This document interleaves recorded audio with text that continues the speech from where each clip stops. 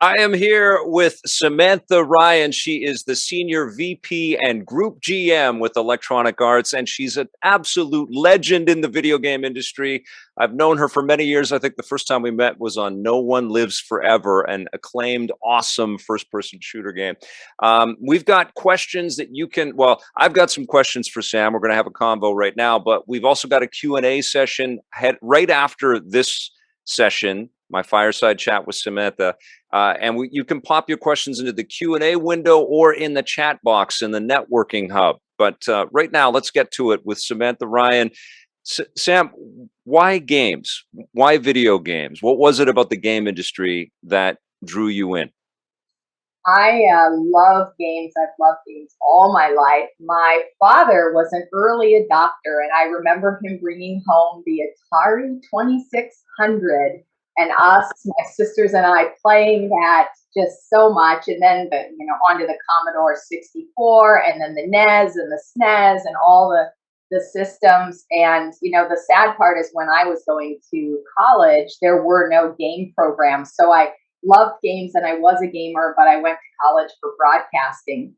And it wasn't until a few years later that I actually realized, hey, people are making careers out of this, and shifted myself over. But yeah, I'm a big gamer. Well, how did you sort of make that connection? Did you meet a game developer? Did you visit a studio as a broadcaster? How did that happen for you? Yeah, I wish that was the case. It was so disconnected. The industry was so much smaller back then that I simply made a conscious effort, and it was sad because I came from broadcasting. Right before I got out of broadcasting, most people don't know this, but I actually did marketing in broadcasting, promotions. I did concert planning and some weird things like that. So when I tried to get a job in the games industry, the first places that I applied were actually marketing jobs, and I couldn't get a job because I didn't have box product experience at the time. And so I sent out 150 resumes, and I finally got a job at this really tiny little developer in upstate New York, in Rochester, New York, that went out of business about a year after I started there. So I really had to earn my stripes and went through a couple of small startups before I ended up going on and having more of a flourishing career. That's amazing. It's kind of crazy because back in those days, broadcasting was the more secure job than game development. But you saw the writing on the wall. Broadcasting was going through what they called the deregulation era at the time, and things were getting snapped up. And I had just gotten married, and actually, my husband and I lived overseas in Singapore for a year. Strangely. Okay.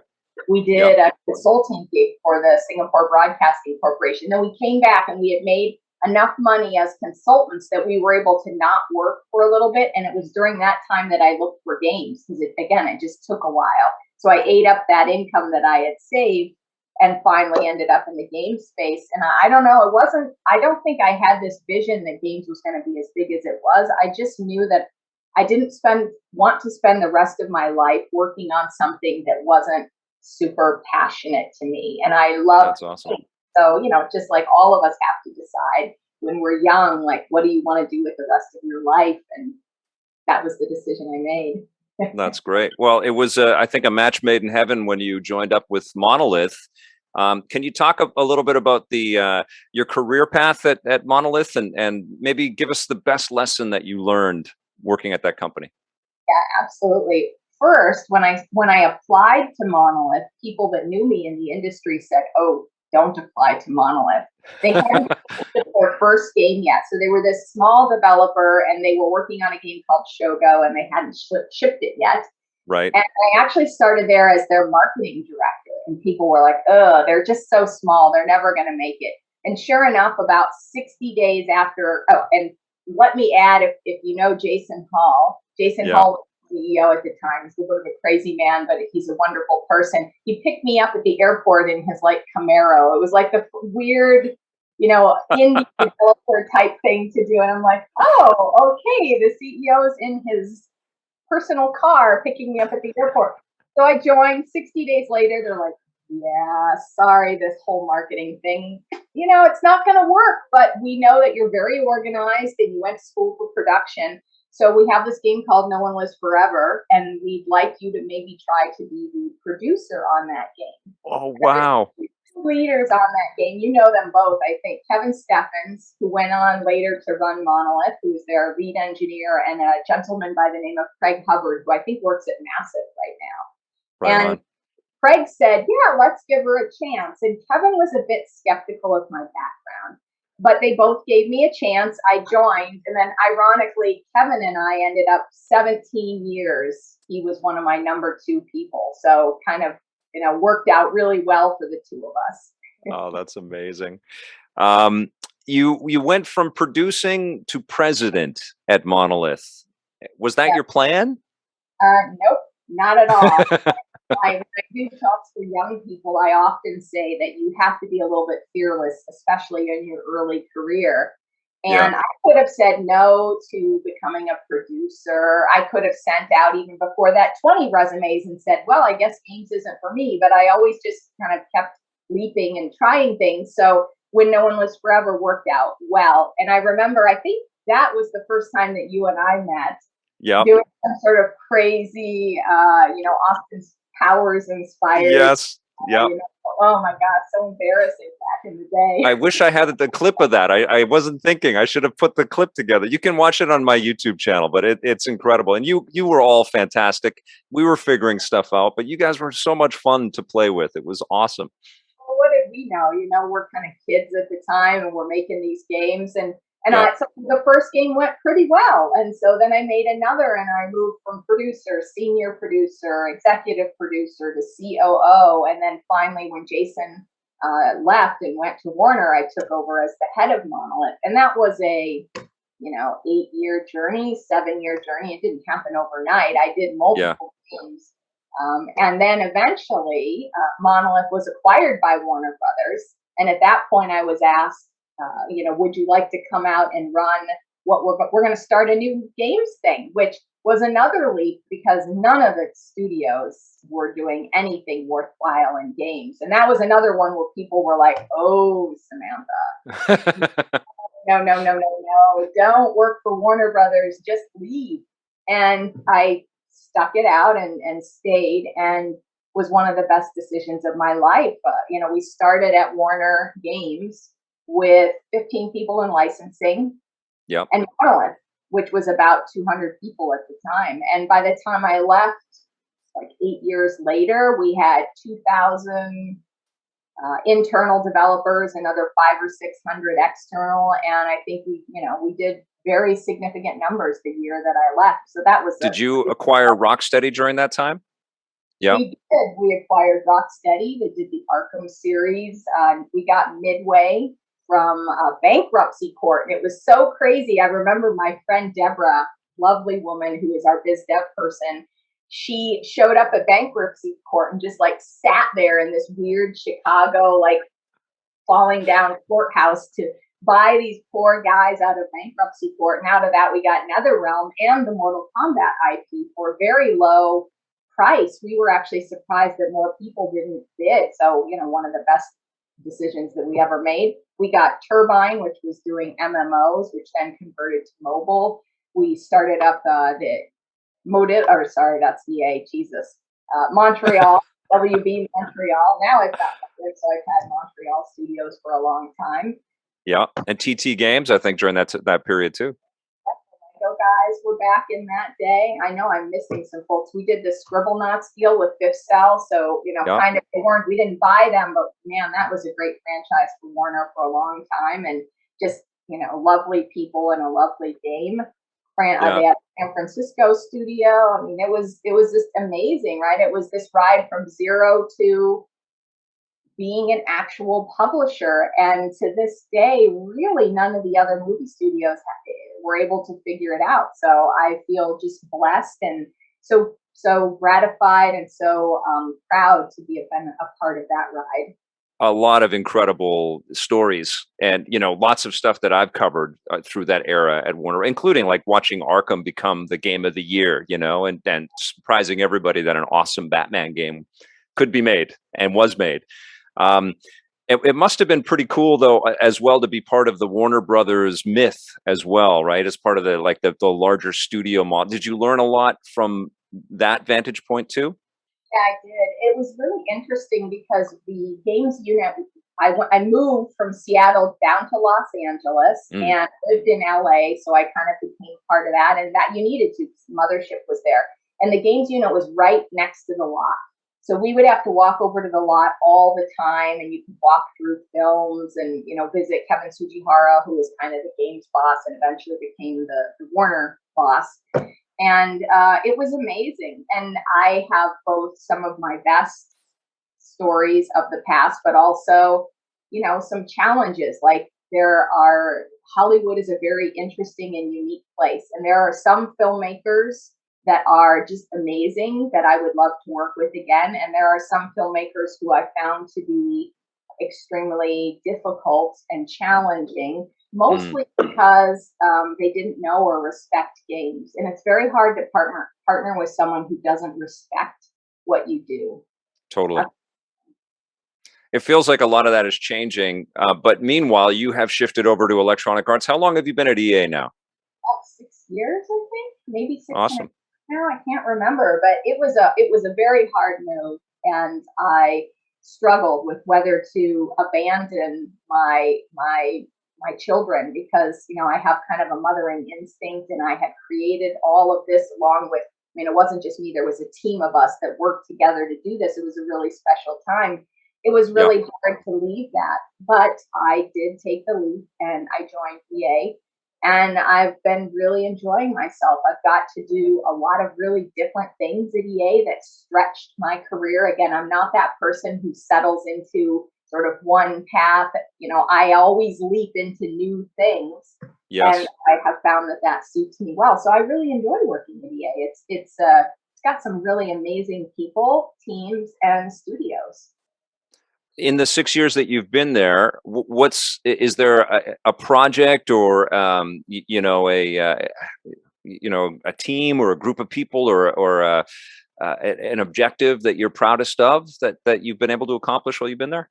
Yeah, absolutely. One of the things that I think has been kind of quiet. We don't talk about it very much, so maybe I shouldn't talk about it here. But whatever. Oh, it's just you and me, Sam. It's good.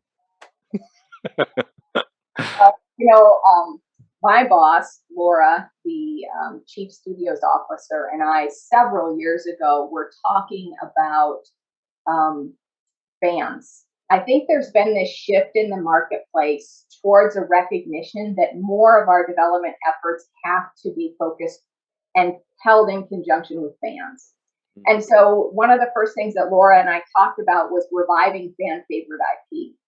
And we've actually been very quietly doing this over time. And, we didn't go out and make a big deal out of, hey, we're going to suddenly start doing fan favorite IP because, I'm sort of like, I don't like to just say I like to do because, of course, what the hell, I could say anything. So it's really about the actions that I take. So first we started and we did like a little remaster of the original Command and Conquer as kind of a fan favorite. Folks have been asking about that. And then came the Skate green light, and so that's been amazing. And then recently we did Dead Space, which we just announced, and then we had the Mass Effect Legendary Edition, which shipped a few months ago, which has been awesome.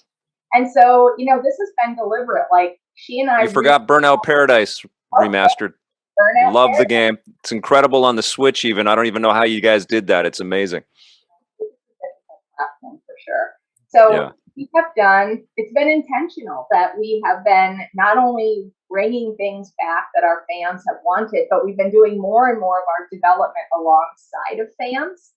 Cool. There's this great video of this player. So we were doing the Mass Effect Legendary Edition, and the sort of traditional development is that you don't let the players in until the very end. But we formed what we called a community council, and we actually brought them in during the development process because it's hard. Like the Legendary, the Mass Effect is a thing. Like, what do you what do you upgrade and not? And so we actually started having these conversations with our players. And there was this great guy, and he's like, I don't know what happened to BioWare, who made the decision, but this whole asking us what we want thing is great. And it's just like, so that's the kind of like, it's satisfying. We're not always Yes. right. Development is really hard, but Yeah. we are trying to make more effort to really communicate with our players. That's awesome. One of my questions, when you kind of just answered it, is why games now? Because you've now had, like, we don't have to talk about how long either of us has been in this game, but we've been doing this for a while. But what draws you in? What keeps you coming back to this? I just love the evolution. I used to tell people, I would have to explain things to people at Warner, particularly. I'd be like, imagine if like you had to invent new cameras every year. It's like Right. art and science, and the technology is ever evolving. And so you have all these creative things like scripts and casting and characters, but you have all this technology. So this art and science have to kind of balance each other. So it's like the best or the worst, depending on how you look at it, of like Google plus Warner Brothers, smush. And but I love it. And it's hard. It's hard to tell what's going to pop. It's hard to get your hands around trends. Technology is hard. The changing marketplace is hard. All the platform proliferation, but it's also exciting. So, sort of a strength is a weakness, and the strength of the ever evolving is both hard, but also exciting. Awesome. Well, there has been a tremendous amount of focus on the way people are treated in the game industry recently. Women, minorities, team crunch. What is happening in the sector? What is going on in the game industry? What's the industry going through right now? I think it's maturing. Surprisingly, when you think about it, the games industry has only been around for 40-ish, 50 years compared to some industries or TV or film, 100, 150, 120, 130 years. And we needed to mature. We just did. And I'm really glad that we are able to talk about some of the things that in the past that we couldn't talk about. And Right. I try to mentor young people when I can, young women, others, and give them advice about the industry and encourage them to speak up and share their voice. And in keeping with having our players share their voices, it's about us as developers sharing our voices also. Yeah, it feels like in the game industry, with its adoption of technology and communication, and it takes so much communication to kind of conceive the impossible and actually develop and publish something. Uh, I think it's even better suited because the rampant misogyny and the other issues that the games industry is facing are not new. They're across every sector. But if you look at something like Hollywood, there's such a star system and such a hierarchical, disconnect that I feel like people can't express themselves in quite the same way that the games industry, even though it's bumpy, I feel like those conversations are happening. Yeah, I agree. It's Yeah. interactive, not linear. And the other Yeah. forms of entertainment or the entertainment forms from the past are primarily linear, where I am telling my story as a filmmaker to you. And Right. in interactive, I'm setting up a world where you as the player and I can share a story together. And that's very Right. different. And that sort of proliferates. It's the way that our players think is different. And the other exciting trend has been the rise of user-generated content, which is, Yes. sort of the democratization of content creation is what The Andy the likes to the call it. curtain has been fully opened, right? Because when you and I started, it was all just this big magical mystery. Like, how do these things get made? And now people really have an understanding and they're involved in it. And it's awesome. I love to see what people are able to do, the things they're able to create. The indie market has never been more Yeah. vibrant. You had sort of the big AAA games in the past, and then you had a big AA market, and you had very little independent games. It just kind of wasn't a thing. And then what happened is, as the expense rose, then the AA market dried up. And then Yeah. for a very short period of time, there was the ascendance of AAA. But what quickly happened is there was an appetite by our players for this content, for more content, and the indies kind of filled that space. So you've never seen more success than today in the independent market. That includes mobile, with all of the 30,000 mobile games launching a year. Like, that's a Yeah. great stat. Yeah. So that's like an innovation factory, right? Those kinds of things can happen really quickly, and those innovations can really change the marketplace. And then you have still the incredibly vibrant AAA space that the larger publishers operate in, and they both kind of coexist. And I love that. Well, and speaking of AAA, it has never been more dependent on external development than it is today, and now everybody's an external developer. Thank you, COVID-19. But I've got some questions about external dev. What are some of the key things that you look for when contracting an external development studio?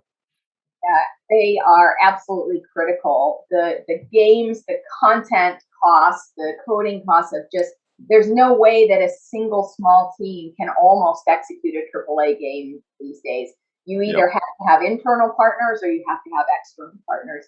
And my teams are first looking for someone that actually genuinely wants to work on your game, that has some passion or some affinity. We're looking for a company that is organized, that has good processes, that understands the importance of communication, because what we really need is we need to treat these folks like partners.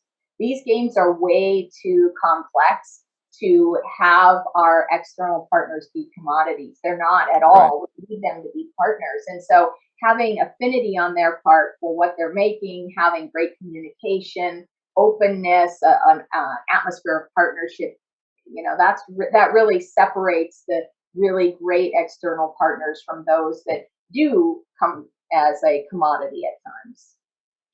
Let's talk about this remote working that we're all doing now. How much has it affected the day-to-day at EA and your relationship with remote partners? It's hard. The challenge of working remote, I unfortunately don't think it is as efficient as being in the office, particularly in two areas: the closing and the opening. Once you're in production and you know what you're making, or if you have a live service where you're dealing with a pretty constrained, where you're just chugging along, it's not so bad. And in fact, it actually can unlock productivity for some of our folks. Right. Where the creative process has to go faster, such as when you're doing a lot of innovative pre-production or concepting or prototyping work, and when you're trying to close the game, where you're in alpha and beta and you're quickly trying to make changes, those are the phases that have slowed down the most.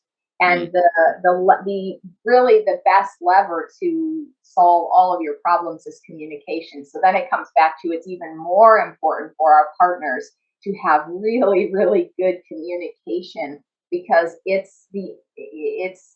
I have to have good communication. There's a great, I'm a little behind my articles, so usually I try and read, people send me things, but there was a great Harvard Business Review article on remote work. I don't know if you've seen it. They actually use the game industry as kind of a test bed. Right. It's a little depressing.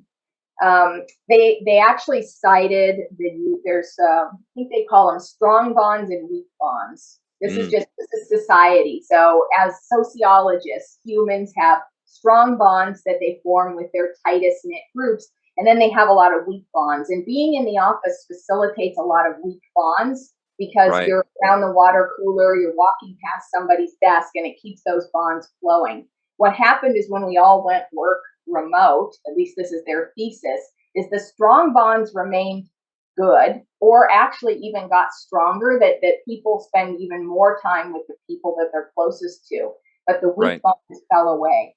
And the weak bonds were a lot more important than society thought they were, because documentation is never 100% complete. And so the weak bonds facilitated quick, like 5-minute drive-bys.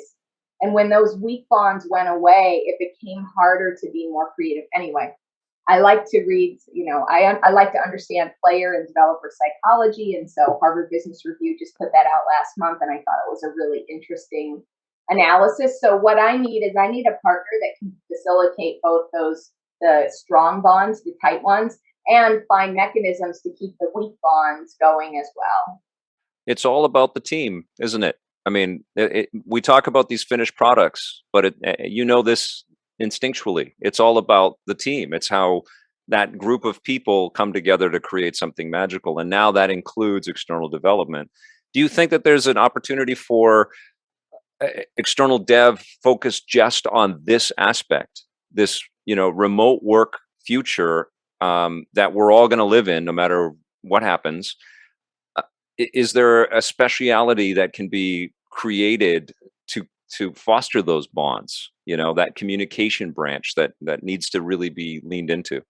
It's a really interesting question, and I think it is something we should all consider. Right now, even before COVID, remote developers were mostly, our external partners were mostly remote from us. They're mostly not in the same cities, although sometimes they are. And so Yeah. by default, that required some more communication remotely. And I also think there has been some more specialization that's been happening in the games industry, where as it gets more complex, you could have a group that were just like the best lighters in the world or the best animators, or, Yes. UX or UI is one in particular that has really grown in the past few years. So I think it's a really interesting question. I haven't thought enough about it, but yeah, it feels like you could almost become a real specialist at certain types of communication or game development, and then that would put you in high demand for that particular service that you're providing. Well, people have asked me, because I've had, I've had the direct access to the video game industry forever. Like, what are the skills that I need to make video games? And what I've always told them right from the get-go, and it's kind of sad to see us losing grammar and with texting and Twitter and all that stuff. But I've always expressed that, the being able to compose an email that people are going to understand is incredibly important. Like, really learning how to express yourself with the written word is so instrumental in creating anything. And I learned that from producing television for so many years, that you need to convey this stuff in a clear manner. And I think that is profoundly important in games, but even more so now. Yeah, how you say something is Hmm. can be as important as what you're saying. People don't Sure. want to hear that. I often give advice to folks around, if you write something and you feel like it's a little controversial, don't send it right away. Sit Hmm. on it and read it again the next morning and rewrite. It's not uncommon for It's me funny to that write Facebook and Twitter are building that in into their like, you sure you want to tweet that? That's crazy. emotional beings. And sometimes one of the best things you can do as a maturing leader is to learn when you need to take a step back Yeah. and not send something right away and maybe rewrite it or recraft it. Or sometimes it's just confusing. Like I get emails from people sometimes where I'm just like, I just don't understand what you're saying. They were obviously too close to Mm, it. So if you yeah. pause, take a day and step back, or give it to a friend that you trust and say, hey, do you understand what I'm trying to say here? And if they're confused, it's just like great games are about iteration. Yeah. Honestly, great presentations, and if you're doing a big email or a process, it's the same. Iterate, find people you can run things past to share your ideas before you unleash it on the world. Are you open to some suggestions for previous EA games that should come back? You can send them to me, absolutely. What would I want to see? Well, Road Rash would be always is one that I can come up with. Yeah, that was such a fun one. I remember playing that back in the day. Yeah, I don't know about that one. That's interesting. There is a It list that's floating around internally. I think Road Rash is on it, of things that we have looked at. might be too violent if it was realistic, but it was such a fun game. Was, and then we're also getting to the point also where we're like we only have so many developers. Like it's like people Yeah. owe BioWare to do more. They're like, oh, why didn't you do the KOTOR? It's just like, do you know, like Dragon Age and Mass Effect? And, Those little games. Yeah. so many things as a developer. Like I wish I could do more, but it's like we're human and development is hard. So sometimes we have to pick and choose. But I like Road Rash too. Yeah. Do Not as you fun. have a favorite EA game? one of the very first games I ever played was a little game called Wizard back in like 1981 or 82. Yeah. It must have been later than that. It was on my Commodore 64. So that Yeah. was my first experience with EA. But I don't know that I have a favorite. I played like 100 hours of Dragon Age Inquisition when it came out. I was working with the Monolith team on Shadow of Mordor, and I remember going to the awards show, and us and BioWare were there back and forth, the different awards. That was a great game. I mean, EA has put out so many over the years that I think that it's taken for granted sometimes, right? That history is incredible. All right, it is time for our Q&A session with Samantha Ryan, and we're going to be moving over to the XDS Networking Hub presented by Roommate. If it's not already in your calendar, go to the homepage of XDS Connect, scroll down to Current Section, and select View Session to join our Q&A right now. And don't forget to press the big play button in the center of the screen. So we are going to be right back with our Q&A with Samantha Ryan.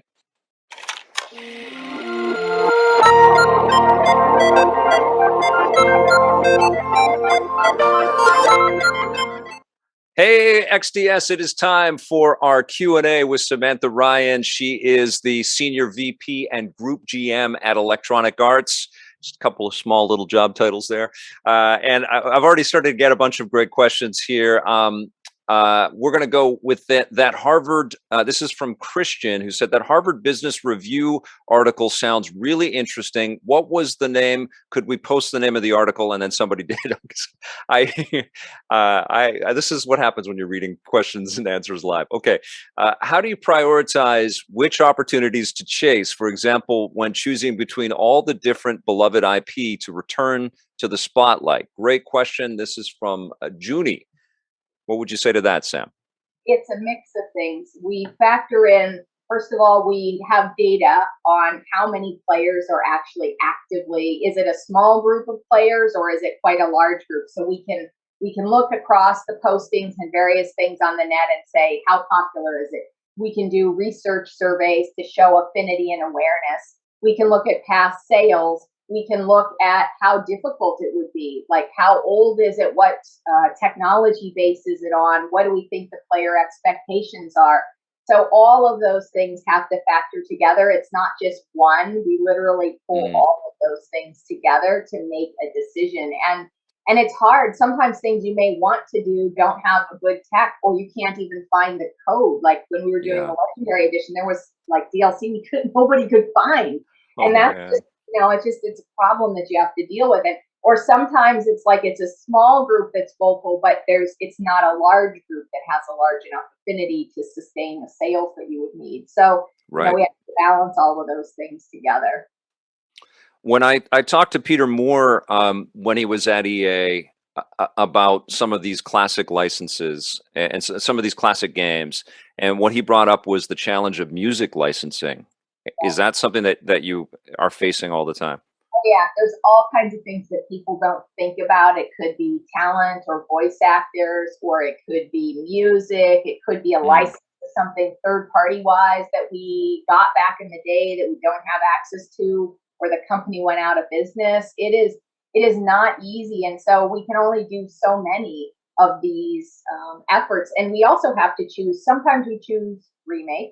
Sometimes we choose remaster, and sometimes we choose sort of new, like in the case of Skate. And so that's also a big spectrum of like, are you going to do a whole new product, or are you going to, go back to the classic product and just bring it forward to the modern day? And, we have both. We have Dead Space, which is kind of a remake, and then we have Skate, which is something new, and then we had a remaster on Legendary Edition and CNC. So it just kind of depends on the IP and the state of the code and the developer. I have to have developers that want these things as well, right? I don't like to force my developers. So if Motive had never come to me and said, we want to make Dead Space, I would never, as an executive, like going off in a room as an exec and saying, well, here's the list of things, go make this. Like that never works. I need developers that are passionate about what they do. So yes, Dead Space was kind of floating around on a list for a while, but it wasn't until Motive came to me and said, wow, like we really want to do this. And then Roman and others started to like, come on board and talk about it. Then I'm like, okay, like that's my job as an executive to find the studio match. Like what games are they passionate about? And then that's where you're going to get the best results. Awesome. I've got a question here from Xiu Yu Lo, who says, as a woman, what were the challenges that you faced in the early days of your career? What has changed now? And what improvements would you still like to see? Yeah, absolutely. I feel very lucky in my career that I did not experience any issues, terrible issues. And I know they are out there, and I know women that have had discrimination, and I've been fairly lucky to avoid that.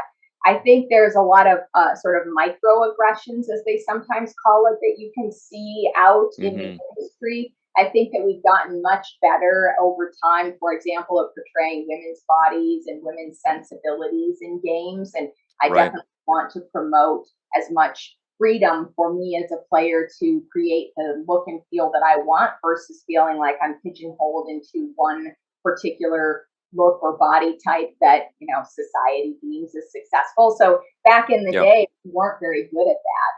And over time, I think we have gotten much better at it. But are we where we need to be? Absolutely not. Do we have Mm. enough representation in games for women and minorities? Absolutely not. We need to continue to do more. And my goal as a leader is I would love to make games that represent our players. So our players are these incredibly diverse people, and I want to make sure that as we make games, we are representing them. I will say there's a lot of technical challenges in trying to do that because there's a lot of, large, small, wide, thin body types. You just think about something like The Sims where, I want to strive to be able to allow somebody to create whatever they want. And there's then all these, okay, so how do we get over the technical limitations of that? So those are some of the problems that we're all embarked on now in order to enable the next round of games, which should be even more diverse than today's round of games.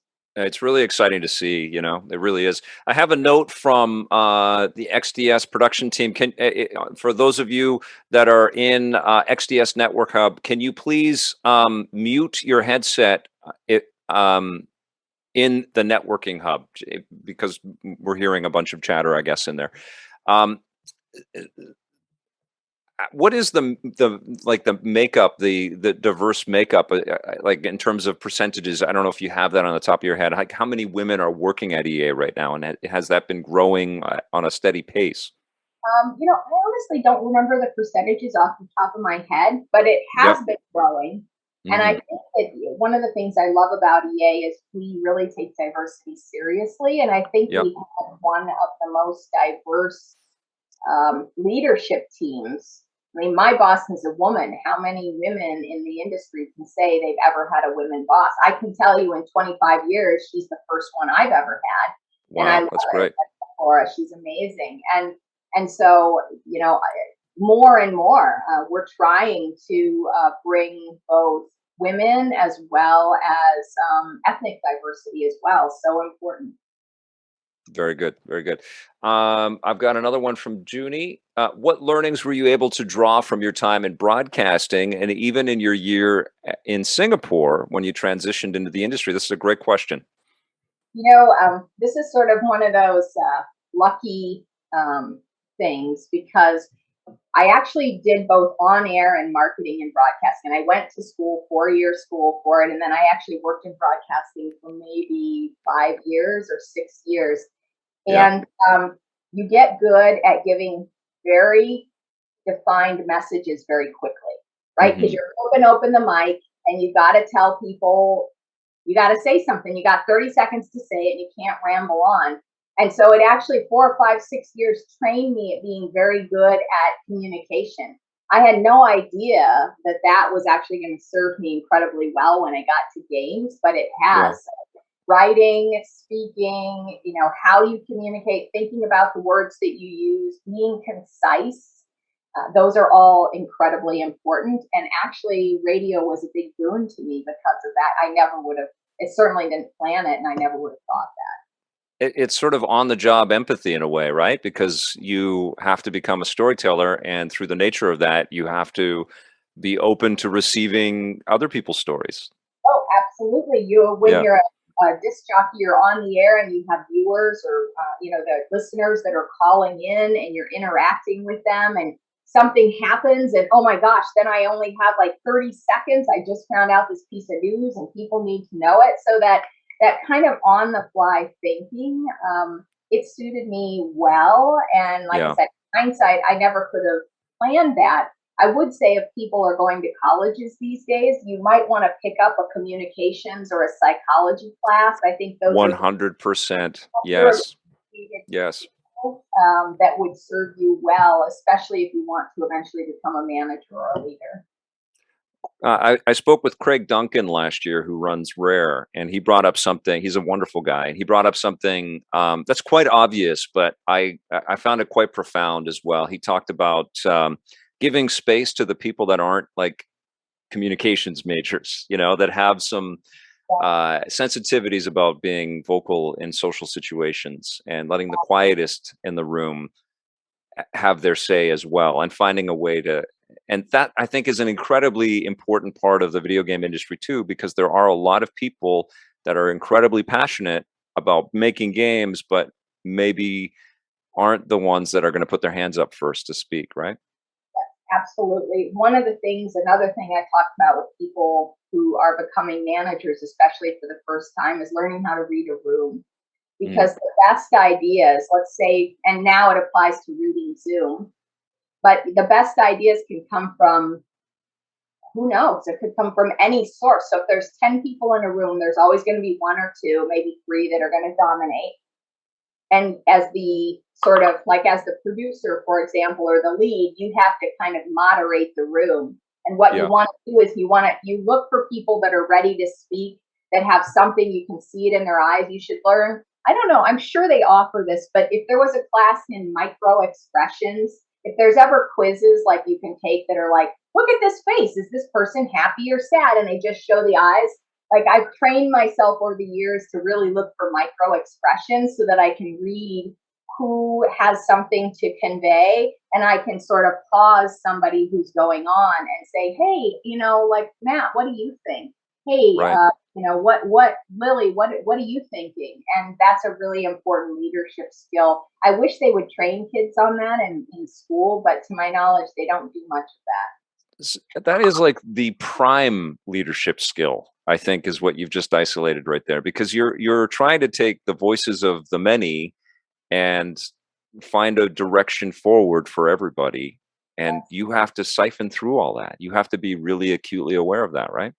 Yeah, you do. It is one of the most underrated skills as a leader. Is some people call it synthesis, but that Mm, it's more than that. First, you have to pull the ideas out of your team as a leader. Then you have yeah. to be able to synthesize them into a single cohesive vision. Then you have to be able to give that vision back to somebody else. This is why the best creative directors in the industry are so rare, right? Because Mm. that's kind of rubber hits the road at the producer and the creative director level, and it's really hard to do. It's really hard to do. Um, I I don't know if I'm seeing all of the Q&A questions, but if you've got a question, now's your time to drop it in for us. Uh, Sam, I want to talk a little bit about the way that licensing is kind of looked at in video games now, because one of the things that I'm really acutely aware of these days, because I reflect on retro quite a bit, the retro scene has really come back, but there's been a lot of licensed games that are like incredibly important to the industry, and they were kind of dismissed maybe their first go round, or they were just kind of like the kids thing or whatever. But like we saw that, I keep bringing this up, at the Teenage Mutant Ninja Turtles announcement for the game that Tribute is working on, was a really big story around the video game industry. It's a 16-bit Teenage Mutant Ninja Turtles thing, and I'm just wondering, as someone that has a perspective of working with Warner Brothers, and having all of these beautiful licenses to work with, is it changing? Are people really, understanding the opportunities and the responsibilities that game? And we saw it like Wolverine and the Spider-Man announcements at PlayStation. it feels like it's shifting into, video games are a big part of handling these properties now. I think that the days when the film and TV makers didn't really know what video games was and didn't value it, and then licenses would get applied to very, quick efforts that didn't result in great quality, and that worked for a little while. That obviously failed, and then I would say that the Arkham series was one of the, series that showed the way that you can actually be authentic and true to a franchise and also have good quality. And now there is a greater appreciation of how important games are. And if you think about Gen Z, their my generation, our primary mechanism for entertainment is television. I mean, that's what it is. Yep. Gen Z, no, not so much. And so if you have these beloved IPs, then if you don't bring them to interactive, you're going to miss out on an entire generation. And so I think you're seeing these partnerships that result in these amazing games like Connie and her folks did over at Insomniac with Spider-Man, an amazing game, such a great effort. And there will be more. So I think it's but also wouldn't have been possible without the success of Arkham. And I think we gloss over that fact so much. It was such an instrumental, wonderful piece of software on so many levels. I remember, I could tell you some stories about there were some near calls on that. I had to go pitch people because we needed to slip the game at one point and we were having troubles with theatrical. I mean, there's stories that you're just oh my God, how the hell did we get that made? But it was, they're an amazing studio. Jamie and Sefton are incredibly talented, and we all have to give them the freedom to, to experiment and then come up with things like free flow combat. At the time was, everybody does that now, but at the time it was sort of holy shit, what is this? I remember explaining it to an executive because they were like, why is this Batman game going to be different than the other crappy I know, right? I'm no, really, let me explain to you why. I was calling that at the E3 that was shown off. I said, this is the game of the year. This is it right here. And it was something I'd been praying for at my Batman altar right around. It was like, please make a good Batman game. I was fortunate enough to work on the making of Batman Arkham Asylum for the game disc. So we were out visiting and hanging out with Rocksteady and interviewing Mark Hamill and Kevin Conroy. It was like the realization of a million dreams, and then finally getting to play that game. Must have been incredible at Warner Brothers at that time. It was, and it was, it was an amazing ride. Those early years before Warner really, sort of knew it was going to work. And then we started to get a taste of, hey, this actually might work. Unlike all the other movie studios. And then, you kind of have a compounding effect where more things start to work. And it was amazing. It was hard. Sometimes what you don't know saves you. You're just like, okay, let's do that. And you just plow in. And then, as you get wiser, you're like, oh my God, I can't believe we put that off.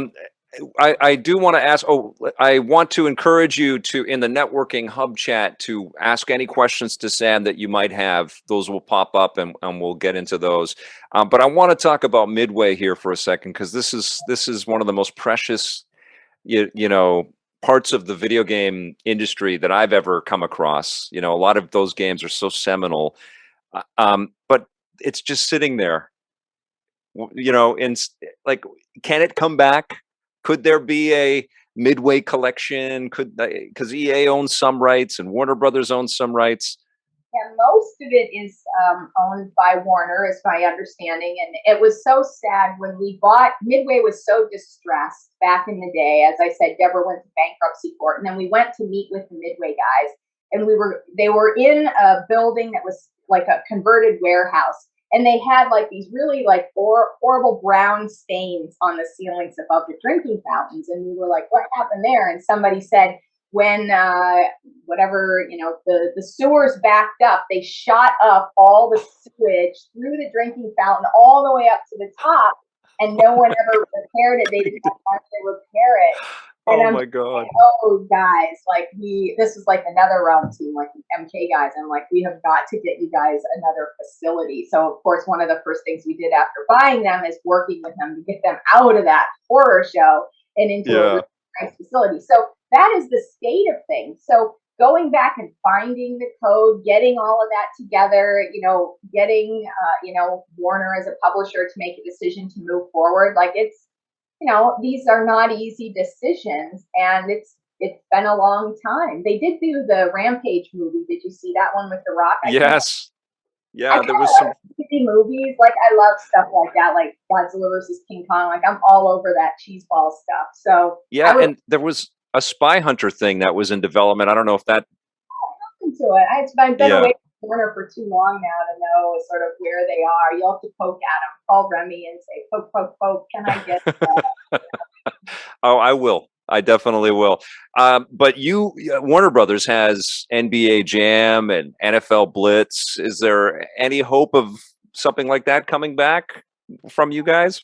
You should ask Cam, because I stay out of the sports world and I leave that out of sports. So I don't know.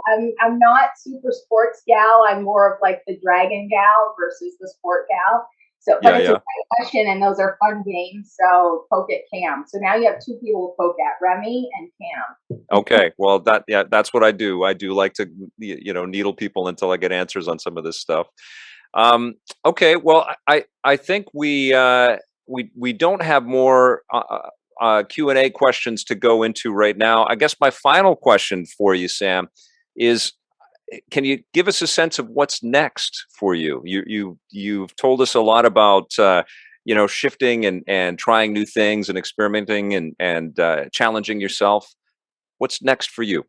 Yeah, I think there's some really interesting trends that are in the industry that a lot of my studios are watching. I think you're going to see more community development earlier than ever, not like let's wait 3 years and then at alpha or maybe at beta we let people in. Like really, really early development. Like if you saw the skate video that we released, that was great. Yeah.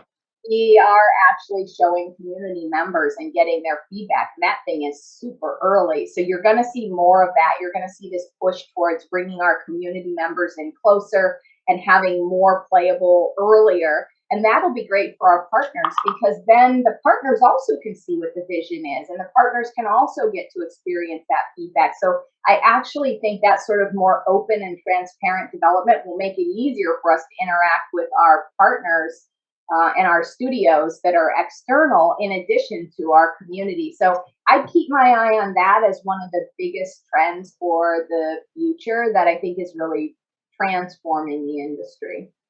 Fantastic. Actually, I have a question that kind of is in that direction. It's from a person named Banu Prakash, who says, what are the key things that people need to keep in mind while creating brand new games? Yeah, that's a tiny little question. I could go a whole hour. First of all, you have to understand what's going on in the marketplace. What are the trends? What are your players doing? What are the players saying? And just really understand where things are heading. Then you have to have a really creative, talented leader to kind of spearhead that. So just saying, hey, here's the trends and giving it to a team doesn't work. You have to mesh the two together. You have to have a deep understanding of your players and what they want, and a creative person that can take that and synthesize that into, hey, you know what? This thing, like the mod communities and the indie space, are a great place to see new trends. So it's like, I just played this, roguelikes are a thing now, but they're not in AAA much. I mean, there was the one that just came out that's escaping. Returnal. Yep, thank you. Returnal. And Returnal and Deathloop now, I think, is also in that vein. It started in this other space, and now it's kind of making its way. Personally, please, somebody go make a Risk of Rain sort of version. It's a multiplayer roguelike, and my son and husband and I play that all the time, and I love it. Awesome. I like co-op games that are, but they're really hard. That's part of the market's kind of in trouble right now. So yeah, please people go make more of those. I want to talk a little bit about the history of EA, because you're working with a company that has developed so many games over so many generations of machines. And I know that you must have a lot of employees that have been there, what, 30 years, 40 years, maybe even at some of the folks? 30, it might be. You'd have to ask our PR person. I can't honestly remember, but I do have people. In fact, I was just on a BioWare town hall like last week, and had an employee, I think it was 25. I think that's what it was. And I'm sad I can't remember now, but that was our first one. And, you know, more are going to hit that. They have a really nice set of things that you get. Like they have these cool dragon trophies and things that you get for being there for 25, 20 X years. Yeah, more and more of that is happening. I love to have conversations with those folks and ask them, you know, what was it like back in the day, to see what I can learn from that history. And we actually did a big retrospective research project about a year ago where we actually combed through 40 years of game releases, and we tried to tie them to some of the psychological changes that have been happening in society, and see if you could find a correlation between the games that were launching and sort of psychologically what was sort of happening. And you actually could. And it was quite interesting because the psychology of games actually changed over the course of 40-ish years. And depending on where the publisher was founded, they tend to map to whatever that psychological incentive was at that particular moment in time. It's kind of like, you know, where you are born, that becomes your DNA. And so you can fast forward 30 plus years, and a lot of your DNA, it still resides where you were born. It's really interesting. It was a fascinating project. That is awesome. Is there a bit of a challenge kind of synthesizing all of those perspectives across all of those generations? Like, do you have people that are like, no, we're not getting into free to play, or no, we can't just do online?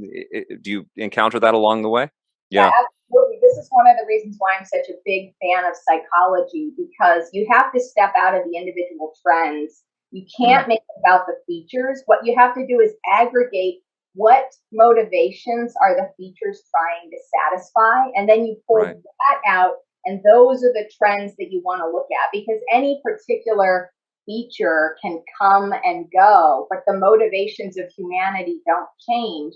And if you can link those motivations to the generational shifts and what's going on in society, that is, when I say trends, it's not like go look at this game and copy. I mean, yes, sometimes that happens too, and I'd like somebody to make more co-op roguelites, for example.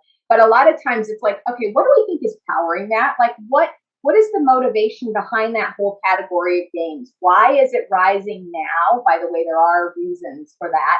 So that's the interesting thing to think about, is pull the psychology out and try and group your features together into psychological motivations versus just feature chasing. God, this is a brilliant conversation. I love speaking with you, Samantha Ryan. Thank you so much for doing this. And how can people get in touch with you? Like, I know you don't want to give out the email or whatever, but how can people follow you?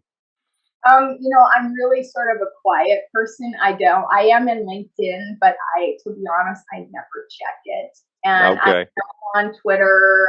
I don't, I just prefer to kind of do my thing. So maybe I can do a podcast with you. Let's do a podcast. Unconnected. So I apologize to people right now. If you link me, and I will try, but I'm so bad about all of those.